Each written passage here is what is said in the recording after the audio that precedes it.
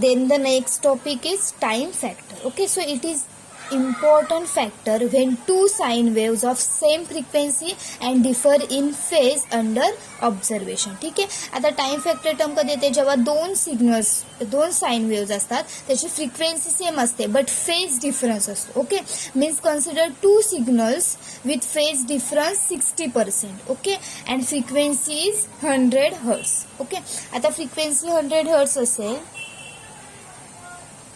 तर time period काय येणार, टी इज इक्वल टू काय असतं, 1 frequency. Okay, so 1/100 seconds. Okay, and one cycle is कितीची असते, एक सायकल बघा 0, 90, 180 and 270 and 360. Means one cycle is 360 angle. एक सायकल कितीची असते, 360 सायकलची असते, सॉरी डिग्री असते. One cycle is equal to 360 degree angle. Okay, then the time factor of these two can be calculated by equation. So time factor आपण कशाने indicate करतो, तर फायने रिप्रेझेंट करतो. Okay, so phi is time factor आपण T ने करतो. So T is equal to काय फॉर्म्युला आहे, 5/360 इंटू 1/8. ओके, हा टाइम फॅक्टरचा फॉर्म्युला आहे. टाइम फॅक्टर कॅल्क्युलेट करायचा असेल तेव्हा. बट टाइम फॅक्टर आपण कधी कॅल्क्युलेट करतो, जेव्हा दोन साइन वेव्ह असतील, त्याची फ्रिक्वेन्सी सेम असेल बट जे फेज डिफरन्स आहे, फेज अँगल आहे तो त्याच्यामध्ये डिफरन्स असेल ते तेव्हा. ठीक आहे, आणि फेज डिफरन्स आपण कशाने इंडिकेट करतो, कशाने रिप्रेझेंट करतो, तर फायने रिप्रेझेंट करतो. Okay, so the formula for time factor is T is equal to 5/360 into 1/8. Okay, आता सपोज फ्रिक्वेन्सी 100 हर्ट्स असेल तर टाइम किती आलं, 1/100 seconds. Okay, and phase difference consider करूया आपण.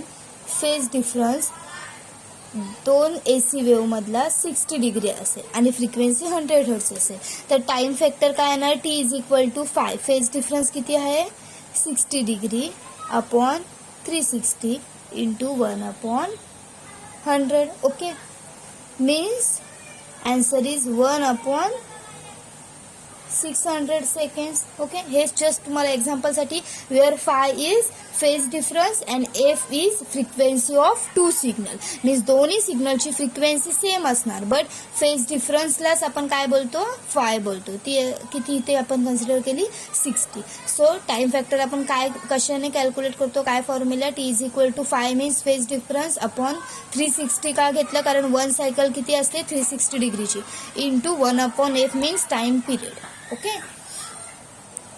So next is non sinusoidal wave form. Okay, so आतापर्यंत आपण कशी बघितली बघा, एसी वेव्ह बघितली,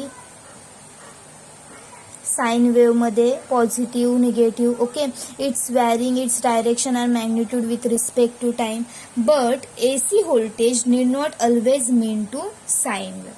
there are another AC signals which are varying their amplitudes and direction and which is known as a non-sinusoidal waveform. ठीक आहे, आता दुसऱ्या बाकीचे सुद्धा वेव्हफॉर्म्स असतात, त्याच्यामध्ये सुद्धा सेम फंक्शन्स असतात, जे एसी साइन वेव्ह मध्ये असतात. फंक्शन्स मीन्स सेम, त्याच्यामध्ये अँप्लिट्यूड आणि डायरेक्शन व्हॅरी होते विथ रिस्पेक्ट टू टाइम, त्याला आपण काय बोलतो, which is known as non sinusoidal AC waveform. Okay, means the AC signals other than sine और cosine wave is treated as non sinusoidal waveform. Okay, and the common waveforms are square wave, triangular wave, sawtooth wave, etc. Okay, and the non-sinusoidal voltage cannot be measured in RMS. Okay, AC voltage नेहमी आपण RMS मध्ये major करतो, but non सायनोसायडियल voltage असतं ते आपण कधी RMS मध्ये measure करत नाही. Usually they are measure in peak voltage और peak to peak voltage. Okay, then other measurement like frequency, then peak is same like sine wave. त्याचे बाकीचे जे मेजरमेंट असतात ते सेम आपण साइन वेव्ह सारखे, frequency, then peak voltage, but only RMS व्होल्टेजमध्ये आपण ते मेजर करत नाही नॉन सायनोसायडल व्होल्टेज, ते आपण पीक और पीक टू पीक मध्ये करतो. Okay. And the square wave signal, आता स्क्वेअर वेव्ह जी आपण असते ती कशामध्ये यूज करतो, तो कॉमनली डिजिटल सर्किट्समध्ये यूज करतो, like computer, then digital transmitter, and it is also known as a clock signal. ठीक आहे. आता बघा, युजली हे एक्झाम्पल्स आपण घेतो नॉन सायनोसायडलमध्ये. ही अशी वेव्ह असते, ही सुद्धा ह्याची अँप्लिट्यूड आणि डायरेक्शन चेंज होते विथ रिस्पेक्ट टू टाइम, त्याला आपण ट्रायंग्युलर वेव्ह बोलतो.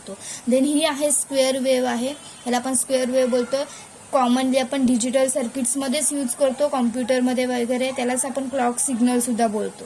अँड ही आहे सॉटूथ वेव्ह फॉर्म.